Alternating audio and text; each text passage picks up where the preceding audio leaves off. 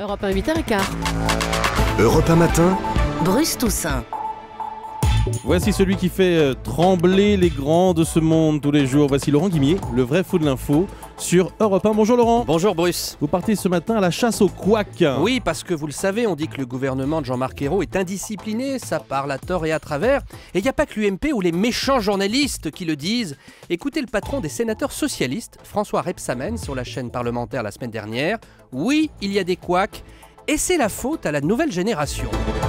Il faut que tous les ministres apprennent à respecter la règle collective. Et c'est vrai que chez certains de ces ministres, c'est peut-être pas que à gauche d'ailleurs, cette génération est beaucoup plus individualiste. Alors il faut qu'ils apprennent à travailler collectivement. Ah, c'est jeune.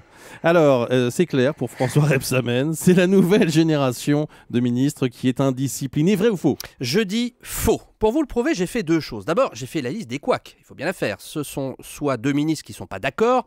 Exemple encore la semaine dernière, quand la garde des Sceaux, Madame Taubira, a répété qu'elle était favorable au récépissé après un contrôle d'identité, mesure qui avait été enterrée par son collègue de l'Intérieur. Puis un deuxième cas de figure, quand un ministre parle trop vite ou qu'il déroge à la ligne officielle. Exemple, quand le ministre de l'Éducation s'était dit favorable à la dépénalisation du cannabis. Au total, j'ai recensé 11 accidents de communication depuis la formation du gouvernement Ayrault, et je la publierai sur europe1.fr ce matin pour être au clair. Alors qui sont les coupables? La jeune génération, comme le dit François Rebsamen? Eh ben non, les ministres fautifs, je vais les appeler les couaqueurs. Oui, c'est bien, ils les ont couaqueurs. 56 ans en moyenne, c'est la même génération que M. Rebsamen d'ailleurs, qui a 61 ans.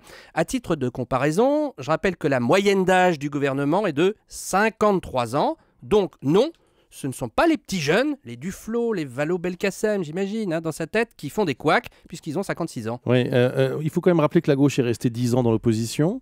Et ce que dit François Rebsamen, c'est sans doute que peu de membres de gouvernement avaient été ministres avant 2012. Eh bien justement, je suis allé plus loin. J'ai analysé la carrière politique de mes couaqueurs. Ils ont 21 ans de carrière au compteur en moyenne, et parfois beaucoup plus, comme Fabius, qui avait annoncé nos prévisions de croissance en brûlant la politesse au ministre de l'économie. Désolé, mais l'indiscipline du gouvernement qui désole M. Rebsamen n'a rien à voir ni avec la jeunesse, ni avec l'inexpérience. J'ai une explication. Ah. À 56 ans, on est encore jeune. C'est sans doute ce qu'il dira. Et je le dis à tous les gens qui ont 50 ans, il n'y a aucun problème. Merci beaucoup, Laurent Guimier.